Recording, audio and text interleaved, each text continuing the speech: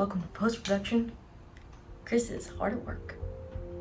One of the most fun parts about producing this whole project is the fact that the team from pre-production to post-production was assembled from the very beginning. Having this creative process with Jeff, we were able to intertwine the entire soundscape. Quite often, music is thought of as the sort of the frosting afterwards. You know, they say, here you go, kid, make it good. But with this, we had this lovely, unique opportunity to work together on things. Jeff was already creating themes for our characters before the scripts were even complete. I got to use some of his early work as my soundtracks while I wrote the revisions. We were able to look at the script and just come up with very, very detailed spots of what we thought the emotions were going to be, what we thought the spatialization of the sounds, the sort of choreography of the way the sonic elements were going to be working. We started talking about how score could incorporate itself into the story and become diegetic. One of my favorite things that happened was there is a sequence involving the pirates boarding another vessel or running it down and eventually boarding it. Prepare to be boarded. I believe in the original draft, they're singing some kind of a work song. We listened to a lot of different sort of warlike chants, like an army approaching. I did the drum beat first, and I wanted it to sound like maybe a distant drum and then drum sounds and then marching coming with it, but also then the voices in a sort of a hypnotic kind of a over and over and building up. So again, like an approaching army that would be intimidating or trying to scare their opponents. When I heard what Jeff, our composer, sent back for his initial idea, I was like, oh, I gotta go reword this. And it became this chant, this really rhythmic, you know, from the diaphragm, frightening call. It was just death coming across the waves for this other vessel. And that was just, it changed the script because the sound that Jeff created was so brilliant. So a project like this is not simple. Whenever we get the script, you're not just looking at, this is what's happening. We have to think about every little sonic detail that actually creates that world and builds that moment. We would say, imagine this as a close-up. So how do we create that close-up in audio of the rope stretching or the sails flapping in the wind? So you can imagine putting on headphones, closing your eyes, and the sounds can be so visual, it puts you on a ship. The jungle swallows the torchlight as they disappear. But like, this is a moment we can definitely go bigger and just like be more thoughtful on what is happening in Atmos. This transition from the tavern sequence onto the ship was so important for us. Ocean here, birds here, we're moving this way. Rigging, A lantern hangs from a hook on a wooden ship mast. He sways gently. This was really fun to build. Dark figures shuffle past in either direction. Close-ups of the ropes and the sails, and you really get to build an image in your head. Up the mast, taut ropes creak. Sails bellow with captured sea winds. Sailors climb up and down the rigging. Atop the center mast, pre-dawn light begins to brighten the crow's nest. So many textures throughout here. Chin resting on skinny crossed arms is Mal Tyson. Mal's character too. Oh God, that's gonna have so much impact. And Mark and Madeline too, they did such an amazing job choreographing everything so that the use of the binaural mic, all of those things together, it was the foundation for what we were able to do later in post-production. It's just very cool because we can then take that and I can translate that into music and effects and just make a really, really immersive environment. You come up with just a very, very basic germ of an idea, a motif, and then everything else is based on that. So you can turn it upside down, twist it, stretch it, change key, do whatever, but it's always going to be referencing that initial idea. There's the horror and the terror that she brings in certain moments, and we really want the music to represent that side of her, but there's also moments where she's very intimate with people that know the true person behind the mask. And we wanted the music to represent the full scope of that character. I can use really, really rich tones, like very, very low strings, spread out in large intervals, and it gives it for me, just an incredible range of, tools of expression that I think are going to work very well. I have some fun elements for you guys to hear if you want to hear to get into the mood. I have a sample of some of the music. In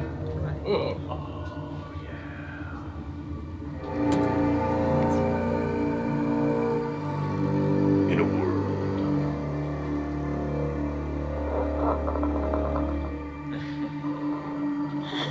There's a lot of that. Awesome. It sets the tone, sets the vibe that we're going for. And it obviously gets more grand. There's various musical moments in the story where our crew erupt in thunderous work songs or sea shanties. And that's something we wanted to include because it's something that actually happened. For example, we're doing a traditional sea shanty, which is kind of a whaling work song for on a ship, and it's meant for camaraderie.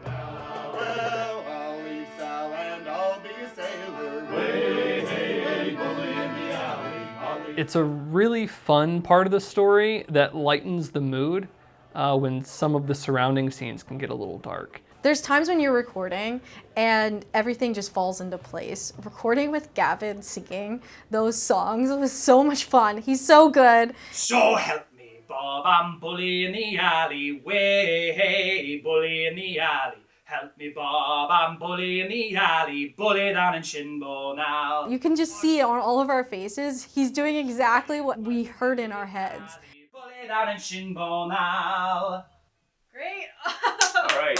Dude, you rock. The only thing I could possibly think of is adding another a lead into Sally as a girl. Yeah. Was that enough time to lead in for you? Oh yeah, and since it's all like out of time, I can just have a really long Sally is a girl that I love dearly. Yeah.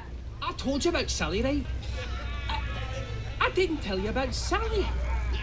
Sally is a girl that I love dearly. Bully in the alley. Sally is the girl that I love dearly. Bully down the Shinbo now. Oh man, you can just hear Quartermaster. You can actually hear a lot of the crew in here too. We have Tom singing, there's Chris singing. I don't sing. Josiah stomps his way across the deck. For 7 long years I courted little Sally. Oh, it's so good. It adds such a charm, and like it's right after that terrifying scene with the Spanish Inquisition. And you cut to that, it's such a contrast of emotion. So help me, Bob, I'm bully in the alley. Way, bully in the alley. Help me, Bob, I'm bully in the alley. Bully down in Shinbo now. Much like the actors are using just their vocals to create an emotional experience, a Foley artist does it with their feet. We have props and we're doing the mug clinking, and we have the actors in the space doing the blocking, and we have a little bit of reference seeing them perform the scenes. No. But we're trying to build the soundscape as much as we can fully from scratch. We rolled up the carpet, made use of the hardwood, we brought in some pallets and did different footsteps for the gangplanks and the main deck and below deck, and found the different parts of the pallets that made the right creaky wood sound. We spent hours. We spent days recording so many characters' footsteps on different surfaces, and we created an entire library. Let's just say I got my steps in. Much like I did the backgrounds, we're treating this entire process as if it's an animation. So each character has their designated boot, their designated cloth, and we decided on every single boot for every single character, as well as which surfaces worked best for them. I am one with the wood now. You really are. And that will be built in a vertical track that we then say, this character is in this scene, so we have our background tracks that are there, and then we have our Foley right on top of that, and that's how we start building each scene. She steps up onto the boarding plank. Capitan. Let us get to it straight away. What are your terms? She saunters across the plank, then pauses at the railing and looks down on El Capitan. So we brought in 30 plus pairs of shoes, tried walking on different surfaces, closing your eyes with headphones on. Is that Gallagher? No, that sounds more like a Jan boot. Sometimes The shoe does not match the look of the character, but the sound does. And there's just some audio quality to different shoes where you just feel it. You're like, oh, that's Gallagher. He's this big, sturdy man, solid as an oak tree. What does that sound like? I think one of the most surprising things was Gallagher is being walked in nothing but 6-inch pink heels. You know, not what we were expecting. We had some really cool moments that we had to decide, where is this character in the space? How do we pan them? How far away are they? Do we add reverb? And then what other sounds are we hearing? Are they on the ship? If so, are there birds nearby? What speed is the ship moving? Is the water calm? Fish swim out of the way of the large vessel as it cruises through the bay. Along the starboard hull of the ship, the water shallows. The hull brushes up against the sandbar with a thump and a groan. Muerte and Mr. Gallagher are jostled by the collision. The sandbar, Mr. Van Houten. So there's all these little details that we have to consider sonically to allow the audience to be in that space that we've created. A mug of ale slams down on a table. Flickering candlelight illuminates a smoky tavern. It's cool because with this tavern, when we first come into the tavern, we really wanted to introduce the audience to how immersive it's going to be, and you can really hear sailors and... The biggest and meanest of them holds court. He is a privateer. If you look at the Dolby image in Pro Tools, you can just see the sounds floating everywhere. The bar owner, Rosie, lights a pipe. The tobacco in her pipe flares. And yeah, like, I love how we took the time to record on all these different microphones, because, like, even just hearing this binaural moment, like... Some of ladyboys. Oh.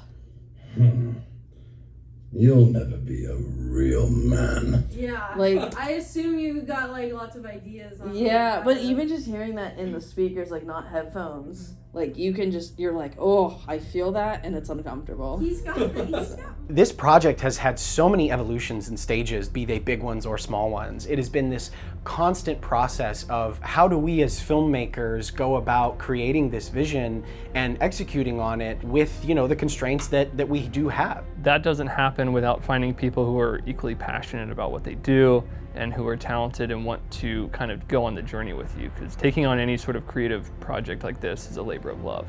And so you really need to find people that share that vision and share that passion. I think one of the most exciting parts of this project is learning more about Atmos and its capabilities, and hopefully, if we can, put those skills to the test, break the structure. Using that as a tool to create something new and interesting, the score, the sound effects, performances, that kind of collaboration between departments.